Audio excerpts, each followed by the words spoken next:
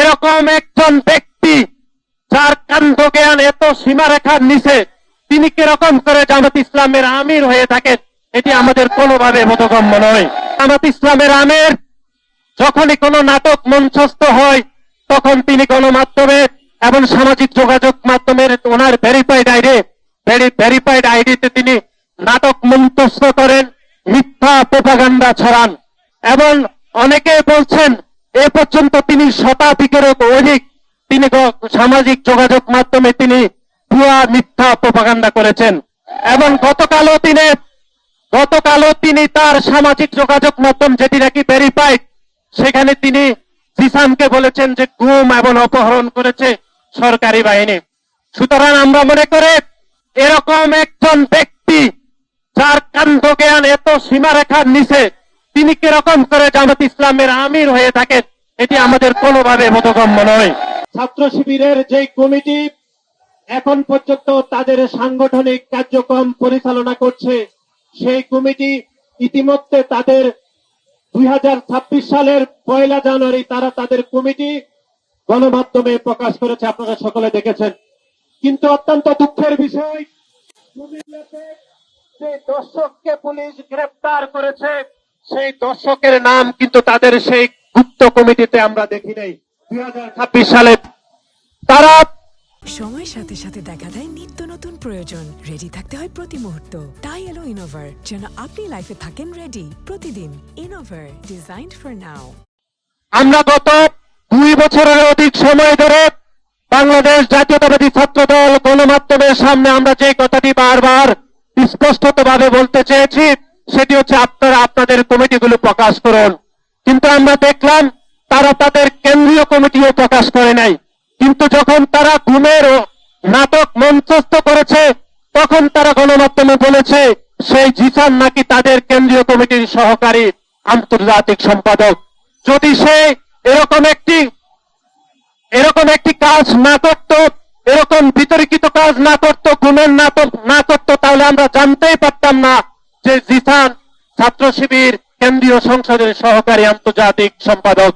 সুতরাং আমরা মনে করে তারা গুপ্তভাবে রাজনীতি করে তারা যে উদ্দেশ্য হাসিল করার অপচেষ্টা গত 2 বছরে করেছিল, সেটি ইতিমধ্যে প্রকাশিত হয়েছে। তারা তাদের এই অপরাধ ভবন করার মাধ্যমে সেই গুপ্ত একজন শিবিরের পরিচয় আমরা আজকে গণমাধ্যমে জানতে পেরেছি। আজকের এই সমাবেশ থেকে আমরা আবারও ছাত্র শিবিরকে অনুরোধ করব, আপনারা আপনাদের সকল গুপ্ত কমিটি আপনারা প্রকাশ করুন। নতুন এরকম অপকর্মের মাধ্যমে আমরা আপনাদের এই গুপ্ত কমিটিগুলো গণমাধ্যমে জানতে হবে। সংগ্রামী বন্ধুগণ, এছাড়া আপনারা দেখেছেন যে গণমাধ্যমে প্রকাশিত হয়েছে যে ছাত্র শিবিরের সে দর্শককে নাকি তারা বহিষ্কার করেছে। কিন্তু আপনারা গণমাধ্যমে কি বহিষ্কারের কোন চিঠি দেখেছেন? দেখেননি। তারা সেই চিঠিকেও তারা গুপ্ত রেখেছে এবং তাদের প্রচার সম্পাদক এস.এম. ফরহাদ গুপ্তভাবে সাংবাদিকদেরকে সেই বহিষ্কারের চিঠি তারা দিয়েছে বলে আমরা প্রাথমিকভাবে জানতে পেরেছি।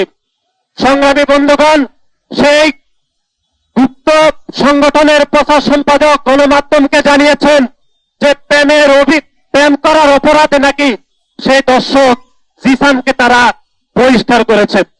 কিন্তু আমরা মনে করি ধর্ষণ এবং ভ্রূণ হত্যাকারীর অপরাধের জন্য তারা কোনো বিচার করেনি, সেটি তারা তাদের গুপ্ত প্রেস রিলিজে প্রকাশ করে নাই।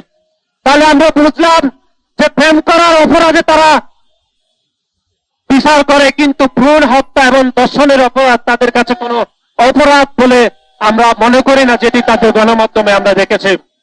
সংগ্রামী বন্ধুগণ, আপনারা দেখেছেন যে গত 2 দিন ধরে তারা সামাজিক যোগাযোগ মাধ্যমে কিরকম নাটক মঞ্চস্থ করেছে। যে গত 17টি বছর যে বাংলাদেশ জাতীয়তাবাদী ছাত্রদল সহ বাংলাদেশের গণতান্ত্রিক আমি অসংখ্য মানুষকে গুম করা হয়েছে। সেই গুমের নাটক মঞ্চস্থ করে অতীতে যারা গুমের শিকার হয়েছিল সেই গুমকে তারা অপমান অপদস্থ করেছে। সংগ্রামী বন্ধুগণ, এবং আমরা গণমাধ্যমে দেখলাম যে জামাত ইসলামের আমির যখনই কোনো নাটক মঞ্চস্থ হয়, তখন তিনি গণমাধ্যমে এবং সামাজিক যোগাযোগ মাধ্যমের ওনার ভেরিফাইড আইডিতে তিনি নাটক মঞ্চস্থ করেন, মিথ্যা প্রোপাগান্ডা ছড়ান, এবং অনেকে বলছেন এ পর্যন্ত তিনি শতাধিকেরও অধিক তিনি সামাজিক যোগাযোগ মাধ্যমে তিনি ভুয়া মিথ্যা প্রপাগান্ডা করেছেন এবং গতকালও তিনি তার সামাজিক যোগাযোগ মাধ্যম যেটি নাকি ভেরিফাইড সেখানে তিনি জিসানকে বলেছেন যে গুম এবং অপহরণ করেছে সরকারি বাহিনী। সুতরাং আমরা মনে করি এরকম একজন ব্যক্তি যার কাণ্ড জ্ঞান এত সীমারেখার নিচে তিনি কিরকম করে জামাত ইসলামের আমির হয়ে থাকেন এটি আমাদের কোনোভাবে বোধগম্য নয়। আপনারা দেখেছেন অন্তত 5 তারিখের পরে আমরা কয়েকটি উদাহরণ দিচ্ছি যে তিনি তার সামাজিক যোগাযোগ মাধ্যমে কিরকম করে মিথ্যা প্রপাগান্ডা ছড়িয়ে বাংলাদেশ জাতীয়তাবাদী দল এবং বিএনপি নেতা কর্মীদেরকে তিনি বিভ্রান্ত করেছেন, জনগণকে তিনি বিভ্রান্ত করেছেন। আপনারা গতকালই দেখেছেন যে উনি সামাজিক যোগাযোগ মাধ্যমে ওনার ভেরিফাইড আইডিতে তিনি গুমের নাটক মঞ্চস্থ করেছেন যেটি পরে গণমাধ্যমে প্রকাশিত হয়েছে। এর আগে আমরা দেখলাম আপনাদের মনে রয়েছে যে গাজীপুরের শ্রীপুরে তিনি একজন মাদ্রাসার শিক্ষকের ছাত্রীকে অপহরণের বিষয়ে তিনি বাংলাদেশ জাতীয়তাবাদী ছাত্র দলের নেতা কর্মীকে দোষারোপ করে তিনি সামাজিক যোগাযোগ মাধ্যমে স্ট্যাটাস দিয়েছিলেন 17 এপ্রিল, যেটি পরক্ষণে যে বাংলাদেশের গণমাধ্যম ভুল প্রমাণ করেছে জামাত ইসলামের আমিরকে। এবং আপনাদের মনে রয়েছে নির্বাচনের আগে পাটনাতে জামাত ইসলামের একজন সন্ত্রাসী প্রকাশ্যে গুলি প্রদর্শন করেছিলেন, আগ্নেয়াস্ত্র প্রদর্শন করেছিলেন। তিনি সে বিষয়েও আমরা দেখেছি যে 11 জুলাই তিনি তার সামাজিক যোগাযোগ মাধ্যমে সে একই ভুয়া মিথ্যা প্রপাগান্ডা ছড়িয়ে বাংলাদেশ জাতীয়তাবাদী দল বিএনপি দোষারোপ করেছে। পরক্ষণে বাংলাদেশের গণমাধ্যমগুলো প্রমাণ করেছে যে এই ব্যক্তি অস্ত্র হাতে দেখা গিয়েছে সে আদৌ জামাত ইসলামের নেতৃবৃন্দ।